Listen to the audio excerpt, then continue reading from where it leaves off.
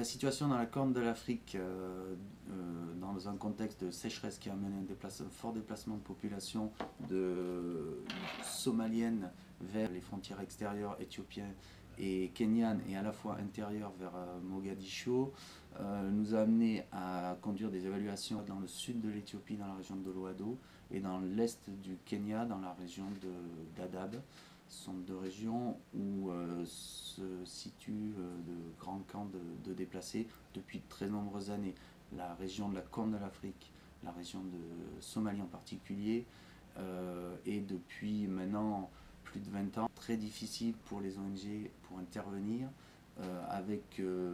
la présence de milices armées qui empêchent de mener des actions permanentes sur la Somalie. Au niveau de l'Éthiopie et du Kenya, on a choisi de prendre en compte à la fois les populations déplacées qui sont les populations somaliennes, aussi les populations locales qui sont les populations hôtes de ces réfugiés somaliens.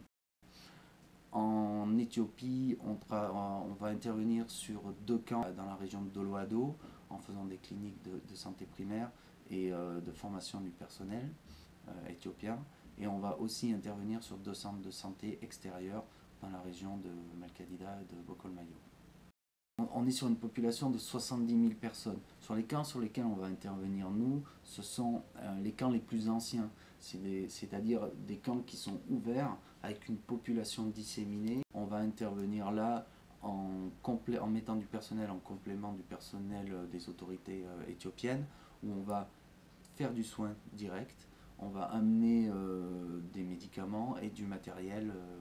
médical pour que les autorités soient en capacité, même après notre départ sur une période d'urgence de 6 mois, de continuer à prendre en charge les patients. Au niveau du Kenya, où on est sur un taux de malnutrition à l'heure actuelle qui tournerait entre 35 et 40%, très difficile à chiffrer parce que les déplacements sont très difficiles, c'est une zone à sécurité renforcée où on ne peut pas se déplacer. Sur la zone d'Adab, où il y a le plus grand camp de déplacés au monde, nous allons intervenir sur l'hôpital de référence qui accueille à la fois des réfugiés et la population locale. En plus de notre intervention pour répondre à un afflux immédiat de patients sur l'hôpital, on va essayer de renforcer ses compétences pour du moyen long terme, de manière à ce qu'ils soient en capacité de répondre aussi aux besoins de la population locale, notamment les plus vulnérables, les femmes et les enfants. Sur 6 mois, notre intervention sera de répondre à une prise en charge de soins, que ce soit en soins de santé primaire, mais aussi au niveau secondaire, d'être capable d'opérer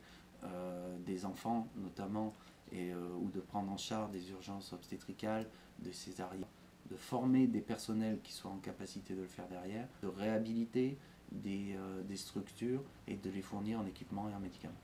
Une des spécificités de notre intervention aussi, c'est qu'on le fait avec WAA, qui est une association française, et une des originalités qu'on peut développer avec eux, c'est la mise en place de systèmes de référence via des ambulances tricycles qu'ils ont développées et qui permettent à moindre frais d'avoir un accès facile à la population locale et de pouvoir les référer sur les centres de santé.